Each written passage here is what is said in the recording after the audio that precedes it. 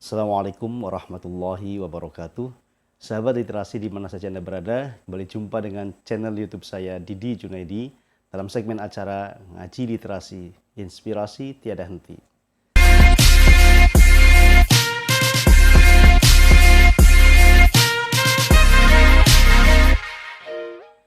Sahabat literasi yang berbahagia, pada kesempatan hari ini saya akan memberikan satu tema yang sangat menarik, yaitu tentang menulis 365 hari tanpa jeda. Namun sebelum saya lanjutkan tayangan video kali ini, seperti biasa saya mengingatkan sahabat literasi yang baru bergabung dengan channel YouTube ini, silahkan tekan tombol subscribe-nya, bunyikan loncengnya, like, comment, and share, agar channel YouTube ini semakin berkembang, semakin baik, sehingga dapat menghadirkan konten-konten terbaik seputar dunia literasi, dan sahabat literasi tidak tertinggal satu video pun. Baik, sahabat literasi berbahagia, mari kita mulai tema kita yang sangat menarik ini tentang menulis 365 hari tanpa jeda. Untuk menjawab sejumlah pertanyaan, bagaimana mungkin bisa menulis 365 hari tanpa jeda sehari pun, maka saya ingin mengajukan 3 pertanyaan yang akan saya jawab sebagai jawaban atas sebagian besar pertanyaan tentang bagaimana cara menulis 365 hari tanpa jeda sehari pun. Yang pertama, pertanyaan yang biasa muncul adalah apa motivasi utamanya? Ya, apa motivasi utama saya menulis sehingga punya stamina, punya kemampuan, punya keistiqomahan, konsistensi yang begitu kuat. Nah, kalau saya jawab dengan satu jawaban, ini akan mengcover semua jawaban yang ada. Motivasi utama saya untuk menulis setiap hari itu adalah ingin mensyukuri nikmat, ingin membagi apa yang sudah Allah hadirkan dalam kehidupan saya berupa ilmu, pengetahuan, dan pengalaman. Yang itu kelak, saya sangat berharap dari tulisan-tulisan saya yang saya share ke sejumlah media sosial ataupun saya terbitkan dalam buku, itu bisa menjadi pertanggungjawaban saya kelak di akhirat ketika berjumpa dengan Allah, ditanya tentang ilmu yang telah Allah berikan. Itu sebetulnya motivasi utamanya. Jadi saya ingin mensyukuri nikmat berupa ilmu pengetahuan yang hadir, yang sudah Allah anugerahkan kepada saya, dan sebagai bentuk pertanggungjawaban saya di akhirat nanti. Nah, kalau motivasi-motivasi yang lain itu sebagai semacam side effect, ya, efek samping saja. Ketika menulis buku, kemudian terbit, dapat royalti, dikenal orang, kemudian apalagi diundang untuk memberi pelatihan penulisan, itu bagian dari efek samping sajalah. Kalau tujuan utamanya adalah itu tadi, ingin mensyukuri nikmat, berbagi ilmu dan pengalaman yang sudah Allah hadirkan kepada saya. Baik sahabat literasi yang berbahagia, dengan motivasi itu maka saya punya hiroh, punya semangat. Karena kita harus selalu mensyukuri nikmat yang telah Allah hadirkan, ya, apapun itu nikmatnya. Dan saya merasa nikmat yang diberikan Allah yang sangat besar itu berupa ilmu, pengetahuan, pengalaman, itu yang ingin saya bagi dan kelak bisa menjadi bekal saya ketika di hadapan Allah ditanya tentang pertanggungjawaban ilmu itu. Kemudian yang kedua, pertanyaan yang biasa muncul adalah bagaimana mendapatkan ide untuk menulis. Nah, ini pertanyaan klise yang selalu saja ada dan hadir di setiap kali saya mengisi acara pelatihan penulisan, termasuk pada saat kemarin, ya, acara bincang literasi tentang tema yang sama, 360 hari menulis tanpa jeda, yang diselenggarakan oleh sahabat pena kita.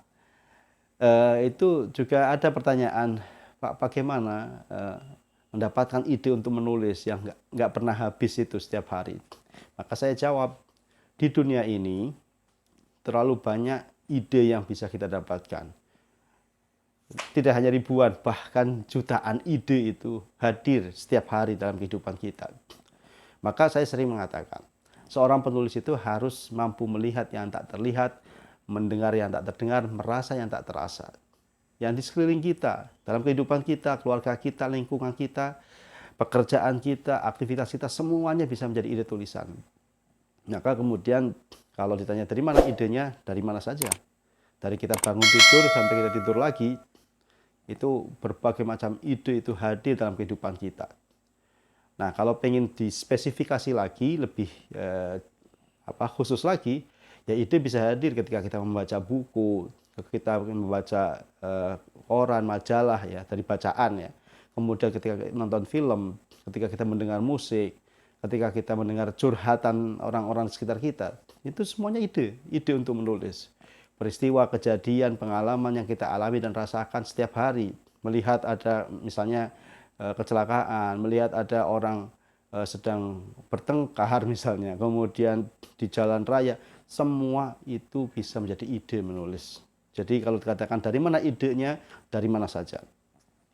Baik sahabat literasi yang berbahagia, kemudian selanjutnya pertanyaan yang biasa diajukan adalah yang ketiga adalah kapan waktu menulis? Ya, semua kita itu punya aktivitas ya. Mungkin ada yang kerja di kantor, ada yang di pasar, ada yang menjadi karyawan, ada yang bekerja di mana saja lah. Semua orang punya aktivitas atau pekerjaan tersendiri. Nah, saya sebagai seorang dosen yang tiap hari berangkat hampir tiap hari berangkat ke kampus, kemudian mengajar. Kalau sekarang lagi daring, lagi online ya. Kemudian meneliti, mengabdi dan sebagainya, belum aktivitas-aktivitas keagamaan, sosial lainnya di masyarakat. Kapan waktu yang saya biasa lakukan menulis? Sebetulnya tidak ada waktu khusus. Saya bisa menulis kapan saja, di mana saja. Tetapi kalau menurut saya waktu yang paling nyaman untuk menulis pagi hari ya. Pada subuh itu waktu yang sangat nyaman untuk menulis karena suasana masih hening, belum ada kehidupan, artinya orang-orang rumah juga masih baru bangun tidur gitu kan. Di luar juga belum ada hiruk pikuk, itu menjadi suasana paling nyaman untuk menulis. Saya juga biasa menulis malam hari ketika orang penghuni rumah sudah terlelap dalam alam mimpinya, itu saya menulis.